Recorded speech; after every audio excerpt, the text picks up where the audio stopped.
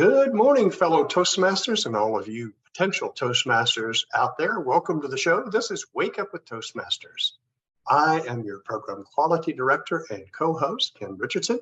And with me today is the lovely Phyllis Tribby, distinguished Toastmaster, past district director. Hi, Phyllis. How you doing today?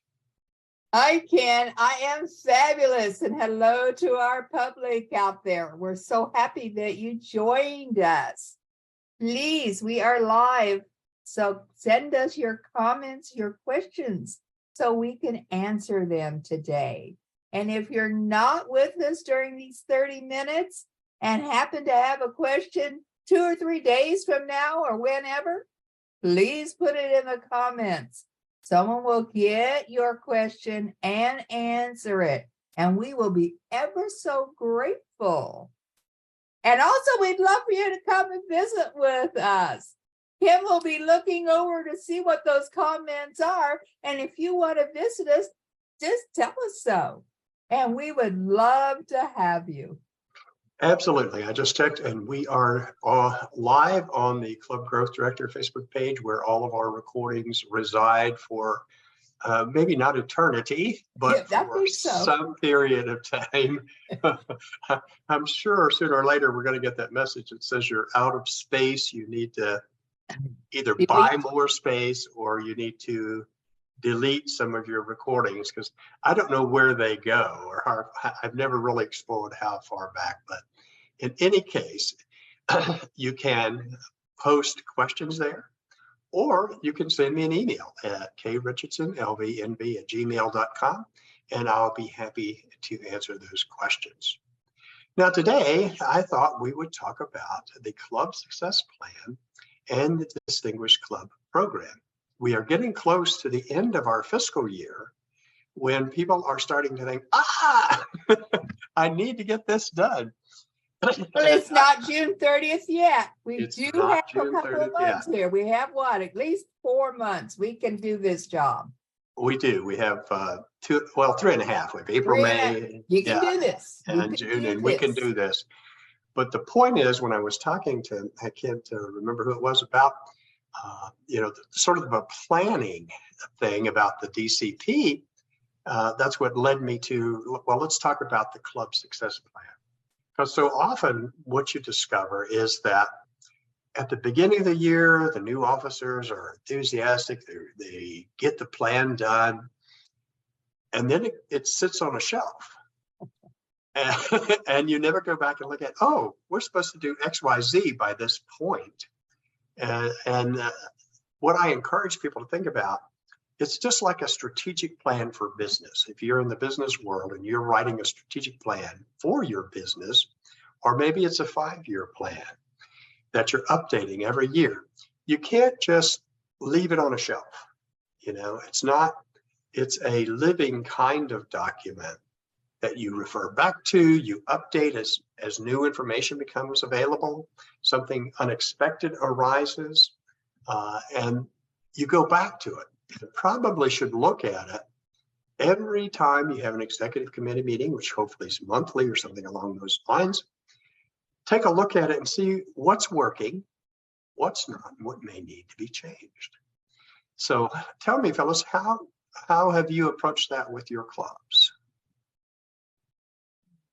Well, I'm ashamed to admit it, 25 years, and it's like the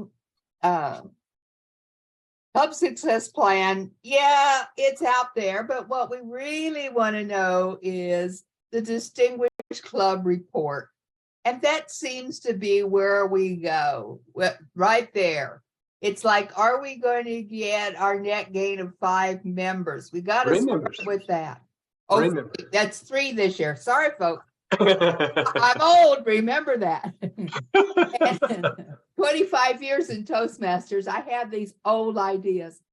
And then we start out with who's going to get a level 2.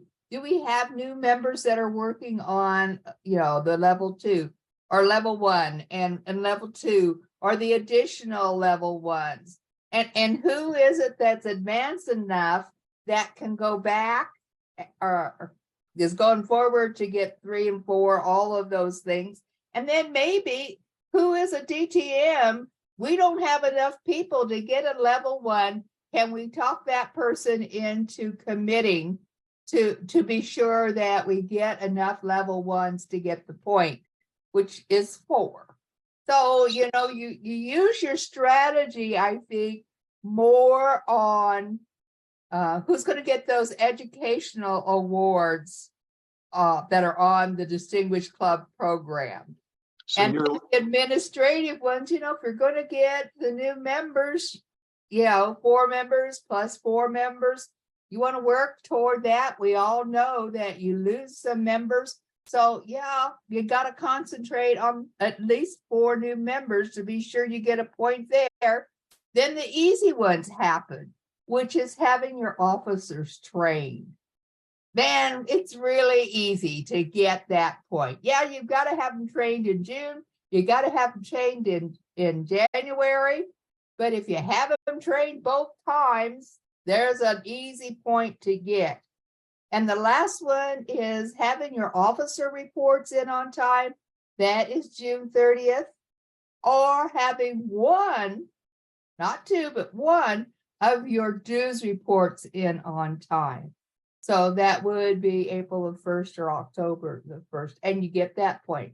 So those 2 points there are almost, as far as I'm concerned, a giveaway. I mean, you can get those 2 points for sure. So that's why I concentrate on the club success plan. So it sounds like you're less formal. Other things that go into it. There's some things for the treasurer, but those right there, that's what I work on. So it sounds like your approach is less formal than the written out plan. It's more, you've done it enough. You could spend probably 5, maybe 6 of your business meetings working on the success plan, because it's very detailed. But there are a lot of things like the money situation.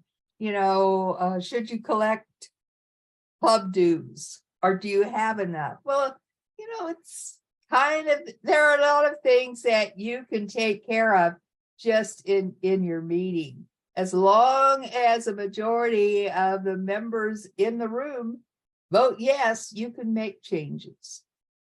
Well, let me pull up the actual club success plan for folks to take a look at.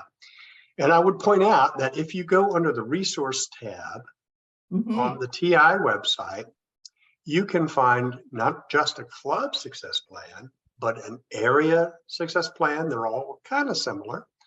A division success plan and the district success plan. And as I said, they're all very, very similar.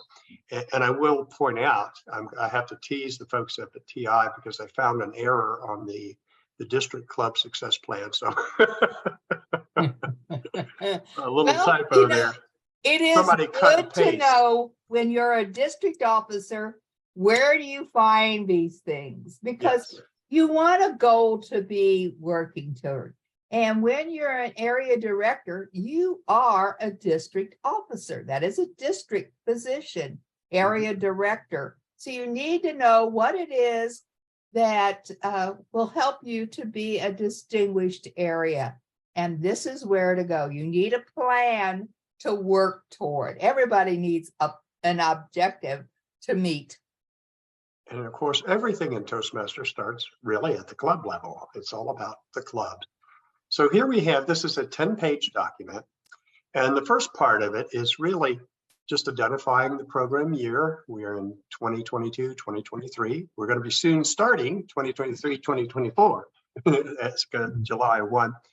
Your club number, and then it gives you a review of the goals that you have in the DCP. You have 4 level 1 awards, 2 level 2, 2 more level 2, 2 level 3, 1 level 4 or DTM, 1 more level 4, 4 new members. They can be dual or reinstated members, and then 4 more, and then 4 officers trained in each of the 2 training periods. And that's an area where I get questioned all the time when we go through the second part of the year, this recently, excuse me, which ended February 28th, I had people saying, well, wait a minute, I took the training in June. June or in July or sometimes in August. Why do I have to take it again? Well, because we do have a lot of clubs that are on 6 months rotation, but nevertheless, it's required in order to get the points that you have both periods. You have officers, a minimum of 4 officers trained during each of those training periods. And that's why we struggle so hard to get folks in there, is they think, okay, I've done it once, I don't need to do it again, but that's not true. So we try to make sure, and one of the things that I think has worked well this year around is we've had multiple opportunities, not just, we've had 3, we scheduled at least 3 TLIs within our district, but the opportunity to go to other districts has just been terrific for folks who have weird schedules, because with 123 districts around the world, you can usually find one. You just have to adjust for time zones and that kind of thing. But also, we're, our neighbors to the west in California, there are several districts in California, and each of them do have different training opportunities. So that makes it convenient because they're on the same time zone. Anyway, so the 10 goals are reviewed. And of course, you talked about the on-time payment by at least 8 members, 3 of whom must be renewing members for 1 period, and on-time submission of your club officer list. So those are the give-me's that you feel are, and I understand they're a lot less work than the education and membership goals. Now, as we go through this, I'm reminded of my, I'm retired now, of course, as you know, Phyllis, but I'm reminded of my days in the business world. And it just like, wow, this is like a strategic plan. It has a few different elements, of course. It's focused on the DCP and Toastmasters, but it's very similar. So we start out, what are the committee values? Like the executive committee, what are their values? Are they the same as Toastmasters? The IRSE, integrity, respect, service, and excellence? Or are there additional ones?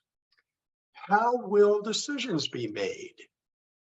Does the club use parliamentary procedures? If not, why not? I think that's a slam dunk for me. But decisions are much easier that way, following a set path for making a motion, having a second, discussion, and then vote, and a majority vote. And admittedly, if you're an executive committee, that's 4 is a majority. But I'm also on the board of my homeowners association, and we follow Robert's rules, and there are only 5 of us. So a majority on my board there is 3. So a majority of 4 on an executive committee makes sense. How are decisions to be made? If you haven't thought through this, however, this is a terrific exercise at the beginning of the year to go over with your executive committee. How will the executive committee resolve differences of opinion?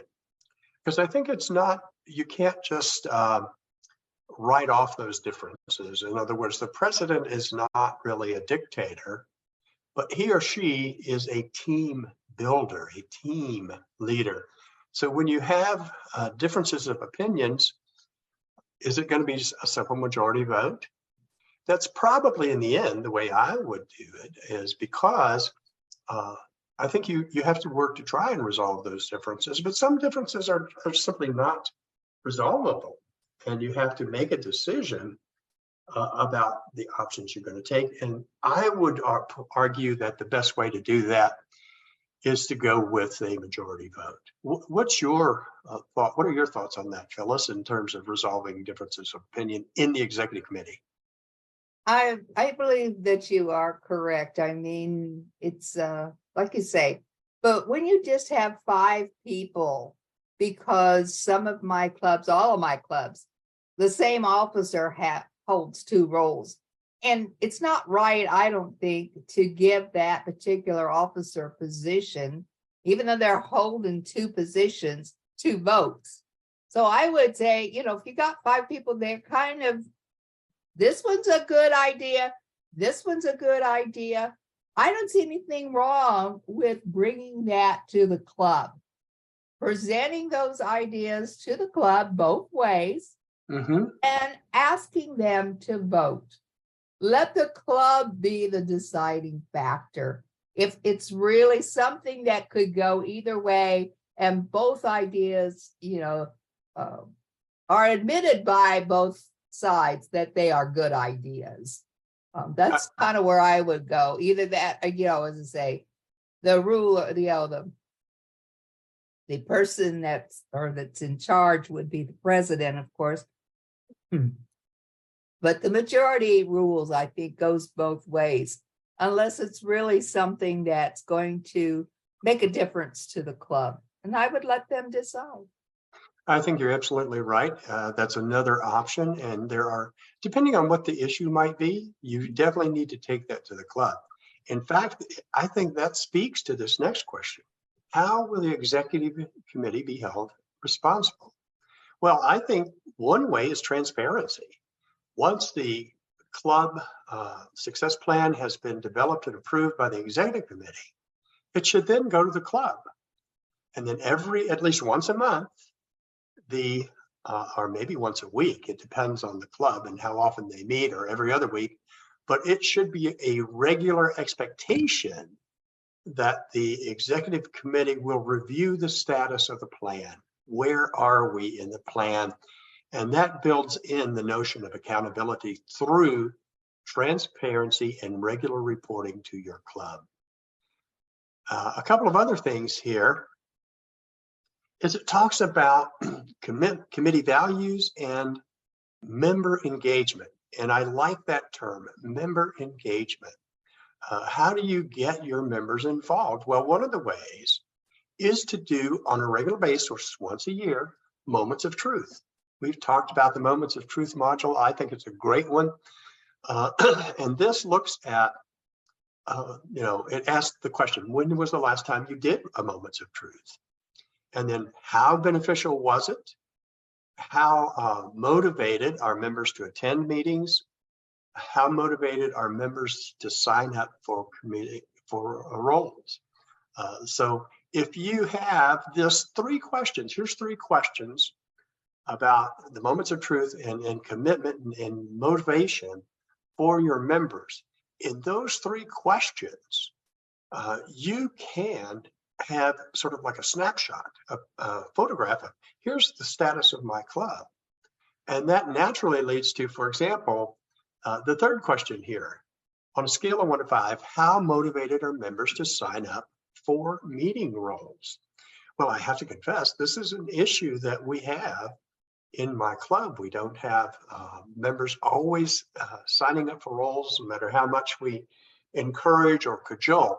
So we need to come up with a strategy. And here is where you could talk about that. If your club scored 2 or less in those questions, then what led to that? And what are you going to do about it? What strategies will your club use to ensure that your members consistently attend meetings and take roles?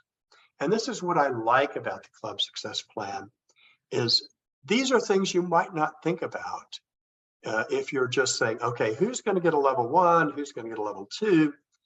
These are foundational questions that go to the heart of building a strong club. Don't you think, Phyllis? What are your thoughts? Well, I believe that I like moments of truth, and I have done it many, many, many times. One of the things that I find is that instead of doing the agenda way ahead of time, frequently we're doing it at the end of the meeting. Okay.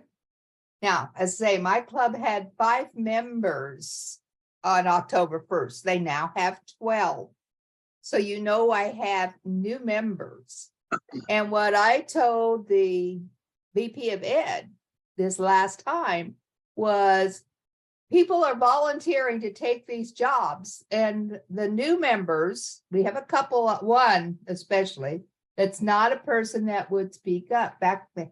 And we have one older member that doesn't speak up. And I said, really, what I would like for you to do is when you get ready to do the schedule, call on them and say, what role would you like to have? You know, so that those two people get a choice at a role for the next week, and then open it up to the group that's willing to volunteer, which they all are. We have many volunteers. But I thought that was a good idea for our people that are new or that are shy, not willing to speak up as much as the others. Very good. So anyway, this is where you put those strategies in place and then follow up on them. And then we get into the education goals. Who, for example, this is goal number 1. There are 4 level 1s. Who's going to be doing that? So this is where you're able to fill in the blanks, literally. And then again, accountability comes forward when you have actual names in here, and the names are distributed, and everybody knows, well, who's going to be doing what to help us achieve our goals, who's going to do a level 2, level 3, etc., level 4 or DTM. Then there's this other section on strategies and tactics. And this is another good section of this. It's actually overall a very good document. And I confess, I don't always use it as much as I should, you know, it's the, but I do believe it's a great document to use. And I need to, we all need to, I think, get in the habit. What obstacles keep members from completing projects? Well, sometimes it may just be inertia. You know, you say, oh, I'm gonna write this speech, or I'm gonna complete this project, and it sits there in the back of your mind and then recycles in your mind, and you don't actually do it. A little bit of procrastination. So what are the obstacles, and what strategies are we going to have? What are some ways to motivate people through the education program? Well, for one thing is to promote it within your club, promote pathways within your club, and to recognize achievements all along the way. When someone completes a level, you know, make a big deal, give them a certificate. I mean, you can get pins. That's a little more pricey, that have the little chevron on it for each.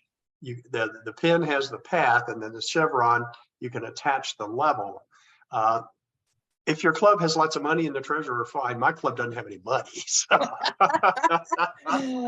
So we had a discussion about those, and that's what I told my club last time I was there, is that we have bags of that stuff that I bought, 3-4 years ago.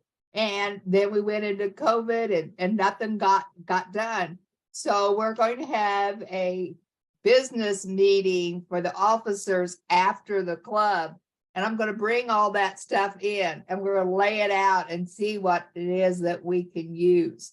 There you go. I had it all arranged for the members we had then. Well, before COVID, we had a lot more members and a lot different members. Gotcha. So, you know, it's like the material's there. Can we use it? Exactly. And this tells you how do you, I mean, it encourages you to have like a brainstorming session. What are some ways to motivate members? And then educational engagement. There's that word again, member engagement, educational engagement. How familiar are your members with pathways? How are we promoting it within the club? If people are struggling, are we looking for help to the district? For example, as you know, we have on the second Saturday of every month, we have the Pathways Help Desk that Dana Wall Oakley, she's marvelous at it. She mans that. I do a class on introduction to pathways, primarily for new members who are exploring where they need to go. But anyone can attend that class, and I can help them re-familiarize themselves or reintroduce pathways. And this is something that I think the club needs to monitor and do. I recently visited a club that wanted to compete one of the members wanted to compete in the contest. And as I began asking questions, I discovered that this happened to be a member who wasn't a big fan of pathways and really didn't qualify because the qualifications changed last year or this year. It used to be you have a CC or CCCL, that kind of thing in the old legacy program, but they eliminated that for the international contest this year. The requirement is you must complete a level 1 and a level 2. You must have them completed or be a DTM. So this is where educational engagement as a responsibility of the executive committee, especially the VPE, makes sure that people are enrolled and that they understand what requirements fit what and where. How do you prepare your new members? Who's responsible for showing them around base camp? That could be the VPE or another designated person who just enjoys mentoring and what have you. It can be a mentor, but you need to define it. You need to say, who's going to do this? That way you create accountability as you go along. We're running out of time here. It always goes quickly, and we're only halfway through. So I'm going to just quickly go through some of this. Membership goals. What is your plan to motivate members to renew? So it addresses retention. What's your plan to gain new members? So it addresses building and recruiting new members. And all along the way, this is driven by the executive committee and ultimately the club.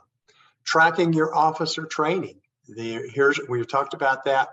The June through August period, November through February period. What strategies do you have? And here you might have, we've got the district programs available, and then we also have outside the district. Administration goals. Who is responsible for what? Now, this may be the treasurer in terms of paying the dues and the secretary in terms of getting the officers in. But it goes through those, and then here's the signature page, all of the club, there may be some club members, but the officers, and then there's an action item worksheet. And you can write down actions about your presentation. It even has a drop-down, there we go, a drop-down menu of which goal you want to focus on and who is the responsible party and any notes. So it's actually an extremely good tool. And I think one of the things that we need as a district to focus on, particularly you mentioned the area directors as district officers, they are the closest district officers to the clubs. So I think we need to present these tools to those officers to help them be more routinely implemented. So what do you think, Phyllis? We've got about 2 minutes. And I think sometimes the area directors say, well, what's my reason for visiting the club? And the club success plan could be it. Good offer to give them a talk on that. The DCP, you could offer that. I don't know how few of our area directors actually know how to install officers. But officers are installed in July, and with my clubs again in June or January. I don't see my area director there installing officers. And that used to be a really big thing. That was your first chance. So if you need a reason to visit your club, call Ken or I. Exactly. We'll help you. A whole list. Well, I want to thank you, Phyllis, for today. It's been great. We have another great topic that I think went by. Let me just do a quick check and see if there's any pending questions here on the Facebook page. Where'd it go? Okay, where are you? I've got too many. There it is. Well, I thought it was there. I've got too many things open, Yeah. as always is the case. While you're looking, I want to tell the public out there that Ken is the father of the bride. He will be gone all next week as his daughter is getting married, and he must be there to walk her down the aisle. We want you to have all the success. If you have to give a speech, make it a good one. And we will see you in a week from Tuesday. Have a wonderful trip and a great, successful wedding. No problems. Nobody falls into the cake. Everything works well. Well, thank you very much. I'm really looking forward to it. Yes, my daughter's getting married on next Thursday, and it's in Mexico on a beautiful little beach town called near Todos Santos and Pescadero. So it's going to be wonderful. It's a barefoot kind of wedding because it's on the beach. It's on the beach, so it's going to be great. Also want to remind people that on the second Saturday of each month, we have Educational Enrichment Night.